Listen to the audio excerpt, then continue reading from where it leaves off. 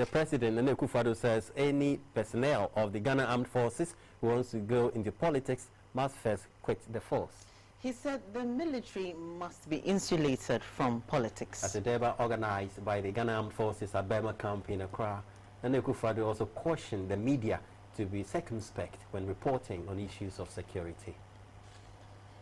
Host the president as commander-in-chief to discuss at first hand matters affecting the security of the state and welfare of personnel. The Ghana Armed Forces was praised for its sterling peacekeeping performance across the globe and its support to the police in ensuring law and order through various strategies including Operation Calm Life and Vanguard, among others. The armed force was also commended for professionalism exhibited in helping to bring peace to the Dagbon traditional area. Mr. President, the modernization of health facilities that is ongoing, as well as the constant provision of emergency stores and equipment for effective health delivery, are also something that the armed forces appreciate. The continuing retooling of the armed forces, as well as the provision of training needs, has brought efficiency to the operations of the armed forces. This is evident in the successful outcomes of our security operations in regard to the various conflicts, both at home and abroad. President Akufo-Addo said the government is pushing for a legislation to review the service years of personnel of the Ghana Armed Forces. LI 1332, which is seeking to change the length of service of the men and women of the other ranks of the Ghana Armed Forces from 25 to 30 years, and the associated career progression plan has been reviewed, laid, and passed by Parliament, and will be implemented this year as planned. He called on the military to insulate the forces from politics.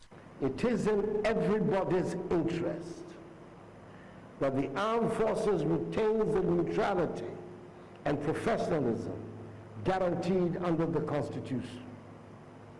Governments have term limits, and in a multi-party democracy, parties win and lose power. It is good for the health of the nation that this is so. And this is why the armed forces should not tie its well-being or otherwise to the fortunes of the ruling party of the day. As president, and together with you, officers, men and women, we must ensure that the Ghana Armed Forces is left to focus on its core mandate and not be an appendage of the ruling party. I envisage an armed forces that goes about its duty of protecting ordinary citizens, confident that there will be no interference from the powers that be.